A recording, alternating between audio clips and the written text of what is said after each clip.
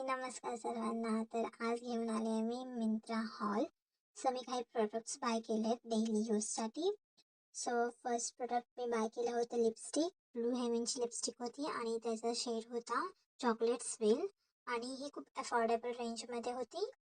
बस ही फक्त ब्रोकन आली होती बट त्याच्यामध्ये रिप्लेसचा ऑप्शन नव्हता. सो मी त्याला रिप्लेस नाही करू शकली. बट ही न्यूड लिपस्टिक आहे आणि ट्रान्सफर प्रूफ नाही आहे. ही ट्रान्सफर होते बट शेड खूप छान आहे. देन मी बाय केलं होतं lip and cheek tint. So हे माझं फर्स्ट टाईम आहे. मी कधीच lip and cheek tint use नाही केलेलं. सो त्यामुळेच मी फक्त आधी स्वस्तवाले ट्राय करत आहे. सो हे आहे L18चं कॅन्डी फ्लॉस शेडचं lip and cheek tint. So हे पिगमेंटेड लिप्सवरती जास्त पिगमेंट नाही सोडत. बट मी हातावरती वगैरे स्वॉच करून बघितलं तर त्याच्यावरती ते खूप पे ऑफ सोडतं. बट इन रिअल पिगमेंटेड लिप्सवरती ते जास्त एवढे चांगले दिसून नाही येत. पण हे तुम्ही ब्लश म्हणून यूज करू शकता. ब्लशसाठी खूप छान आहे. एकदम नॅचरल लुक देतं त्याच्यासाठी.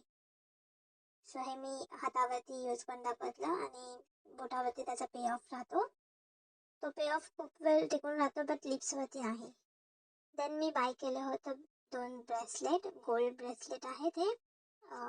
हे मी वॉचवरती विअर करण्यासाठी घेतलं होतं कारण की आजकाल खूप ट्रेंडिंगला आहे वॉचसोबत ब्रेसलेट विअर करतात.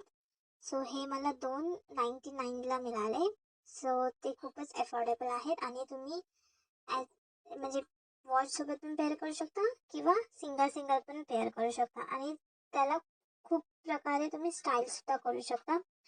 मी हे वॉचसोबत पेअर करण्यासाठी घेतलं आहे जे की खूप छान दिसतंय आणि ह्याची क्वालिटी पण छान आहे. म्हणजे अजूनपर्यंत तरी छान आहे. ते यूज केल्यानंतर कळेल की याचा कलर जाते की नाही. बट इन रिअल ते गोल्ड आहे आणि चांगले दिसत होतं.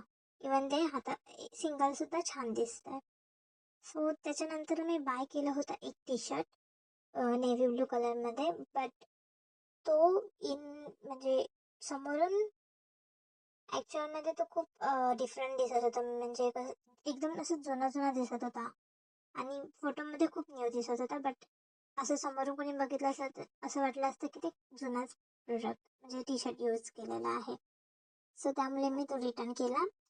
फिटिंग वगैरे ओके होती त्याची बट दिसण्यासाठी तो जुना दिसत होता तर त्यामुळे मी रिटर्न केलं. Thank you for watching.